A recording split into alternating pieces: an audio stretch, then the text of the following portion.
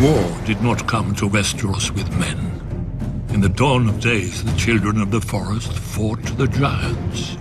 But neither race sought to destroy the other, or lay claim to the continent. They couldn't. The children hunted and fought with dragon-glass arrows and spears, and the giants had only the branches they pulled from trees. Nor could both races fill more than one of the 7 kingdoms of today. Then the southern deserts coughed up a new race, the first men, who had crossed the narrow sea over the Arm of Dorne. Unlike the children and giants, the first men lived in huts and villages and farmed the land to eat. And there were so many. As the numbers swelled, men needed ever more fields and timber. Of course, they saw that the great forests could provide both.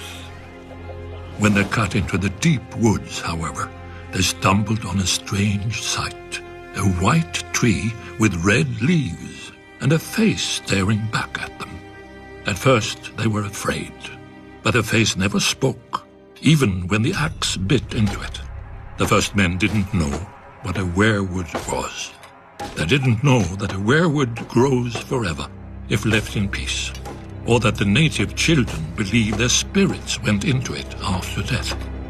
The children had no letters or runes, all of their history, songs and prayers, only the trees remembered. When the children looked at the cleared fields, they saw not white stumps, but their ancestors now lost forever, with their bones stolen to line the invaders' walls. Driven mad by grief, the children attacked. The first men had never seen a weirwood, but the children had never seen bronze. Their dragon-glass arrows glanced off the first men's shields, and their armor of woven bark split beneath the first men's swords. As the war raged, the children resorted to the one advantage they had, the magic of their old gods. Their green seers enlisted dire wolves and snow bears, cave lions and eagles, mammoths and serpents. In return, the first men cut down and burned every weirwood they could find, fearing that the children would spy on them through the faces in the trees. The children became desperate. Their green seers called down the Hammer of Waters to break the Arm of Dorne, destroying the bridge that men crossed into Westeros, and to flood the neck to contain men to the south. But the first men would not be stopped. Fearing extinction, the children combined their powers for one last spell that would save their people and their land from the invaders. By themselves, the children were too few to resist the onslaught. But if they could turn men's numbers against them? After hundreds of years and untold death and destruction, the wisest heads of the children and the first men finally prevailed. The children couldn't win this war, and the first men didn't want to win, fearing the cost of victory.